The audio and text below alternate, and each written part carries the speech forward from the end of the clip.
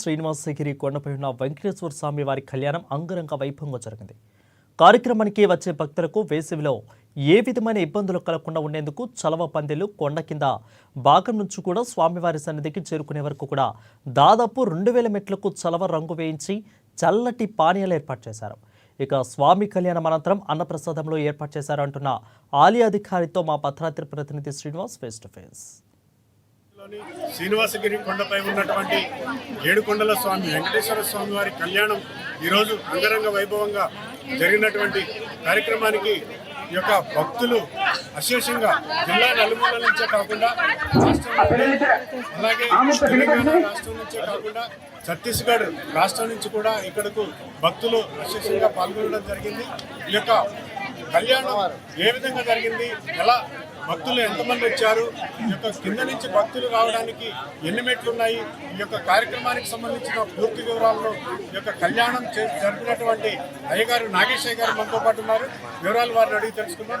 చెప్పండి అయ్యగారు, కళ్యాణం జరిగినటువంటి తంతు ఎలా జరిగింది, ఈ యొక్క కళ్యాణానికి భక్తులు ఎంతమంది వచ్చుంటారు, ఈ యొక్క ఏర్పాట్లు ఎలా ఉన్నాయి?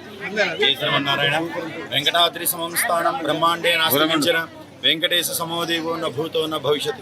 మరి పాల్వంచ పట్టణంలోని శ్రీనివాసగిరి శ్రీ వెంకటేశ్వర స్వామి దేవస్థానం సుమారు 650 అడుగుల ఎత్తులో 2000 మెట్లు పైన ఈ యొక్క స్వామివారి యొక్క స్వయంభూ దేవస్థానం ఉంది.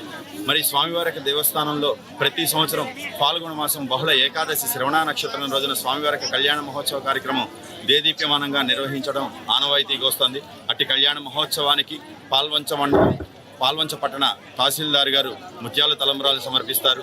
ముందుగా 24వ తారీఖు స్వామివారికి అంకురార్పణ, 25వ తారీఖు స్వామివారి కళ్యాణ మహోత్సవ కార్యక్రమం, ఈరోజు సాయంత్రం ఉంజల్ సేవ, దీపాలంకరణ సేవ, అలాగే రేపు చక్ర స్నానం, అలాగే పూర్ణాహుతి కార్యక్రమం, ఎల్లుండి 27వ తారీఖు స్వామివారిని ఊరేగింపు కార్యక్రమంతో నిర్వహించడం జరుగుతుంది.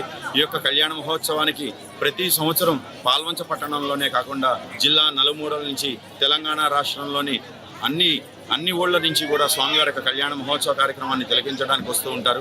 ఈరోజు స్వామివారి యొక్క కళ్యాణ మహోత్సవ కార్యక్రమానికి సుమారు ఒక 20,000 మంది స్వామివారి యొక్క కళ్యాణ మహోత్సవాన్ని తిలకించారు.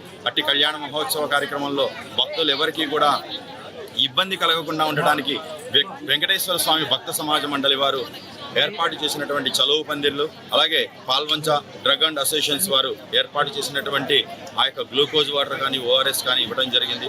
ఈ యొక్క కార్యక్రమానికి విచ్చేసినటువంటి భక్తులందరికీ కూడా స్వామివారి యొక్క ఆయురారోగ్యాలు కలగాలని చెప్పి మనస్ఫూర్తిగా కోరుకుంటున్నాం. జై శ్రీమన్నారాయణ.